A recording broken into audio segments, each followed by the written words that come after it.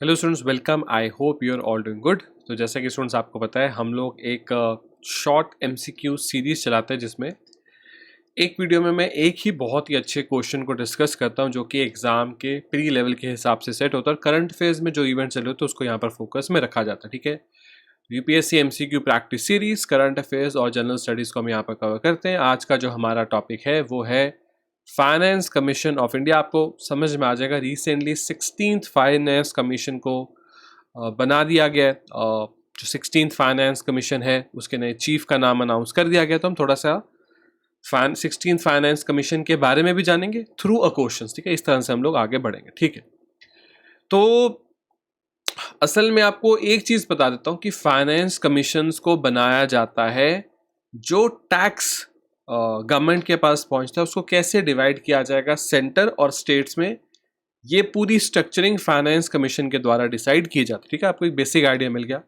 अब 3 स्टेटमेंट दी गई हैं, आपको इनमें से करेक्ट स्टेटमेंट बताना। ठीक है, तो अब वैसे जो अभी रिसेंटली बनाया गया 16th फाइनेंस कमीशन, इससे पहले 15th फाइनेंस कमीशन आया। ठीक है, तो कह रहे हैं फाइनेंस कमीशन से जुड़ी हुई 3 स्टेटमेंट्स आपको इनमें से करेक्ट बतानी। ठीक है, पढ़ते हैं। पहली स्टेटमेंट, ये कॉन्स्टिट्यूशनल बॉडी है, हर 5 साल के बाद प्रेसिडेंट ऑफ इंडिया के द्वारा बनाई जाती है under article 280 of the Indian constitution. और इसका मेन मोटिव क्या है, ये डिसाइड करना, ये फाइनलाइज करना कि सेंटर और स्टेट्स के बीच में जो फाइनेंशियली चीज़ें डिवाइड की जाएंगी, टैक्सेस डिवाइड किए जाएंगे, वो कैसे किए जाएंगे, ये इसका काम है। ठीक है, सेकंड, कह रहे हैं इसमें एक चेयरमैन होते हैं और 4 इसके अदर मेंबर्स हैं जो प्रेसिडेंट के द्वारा अपॉइंट किए जाते हैं। ठीक है, थर्ड, डॉक्टर अरविंद प्रगांगिया ये असल में फॉर्मर वाइस चेयरमैन रह चुके नीति आयोग के, प्रोफेसर रह चुके कोलंबिया यूनिवर्सिटी में। इनको चेयरमैन अपॉइंट कर दिया गया है 16th फाइनेंस कमीशन का गवर्नमेंट ऑफ इंडिया के द्वारा। ठीक है, तो डॉक्टर अरविंद पानगरिया जो है ये बन चुके हैं नए चीफ, ऐसा ही कह रहा है। थर्ड स्टेटमेंट बोल रही है।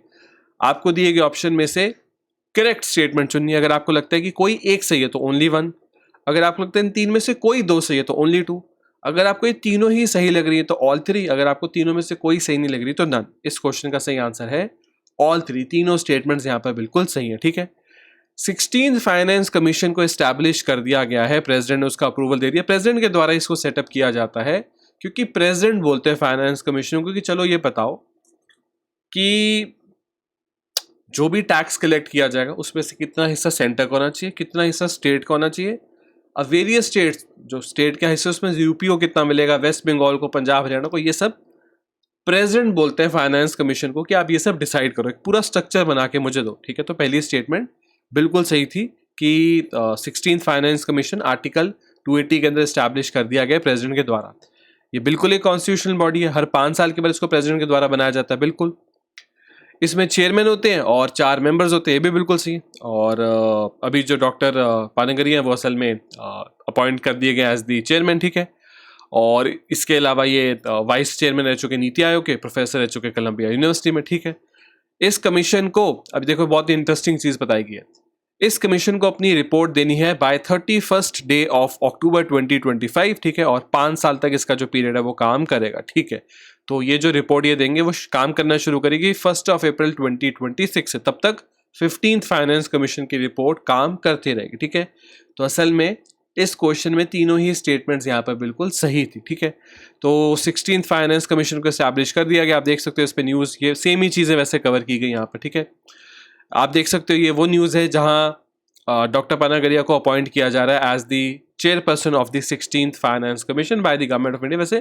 प्रेसिडेंट के द्वारा किया जाता है, पर जो सेरेमनी वगैरह उसमें गवर्नमेंट ऑफ इंडिया भी प्रेजेंट होती है। ठीक है, ठीक है स्टूडेंट्स, इसके साथ आज के इस शॉर्ट वीडियो में हम हर वीडियो में एक एमसीक्यू को डिस्कस करते हैं जो मुझे लगता है कि हाँ, इस पर्टिकुलर डेट के हिसाब से, इस पर्टिकुलर डे के हिसाब से ये एमसीक्यू सबसे ज़्यादा इंपॉर्टेंट बन सकता है। तो ऐसे हमने क्वेश्चन को यहाँ पर डिस्कस किया। ऐसी अपनी नेक्स्ट वीडियो में हम जल्दी मिलेंगे और एक और प्री लेवल एमसीक्यू को डिस्कस करेंगे। अगर आपको ये क्लास अच्छी लगी, एक वीडियो अच्छी लगी, तो हमारे चैनल को सब्सक्राइब कर सकते हो, इस वीडियो को लाइक कर सकते हो, उसको शेयर कर सकते हो। Thank you students, thank you.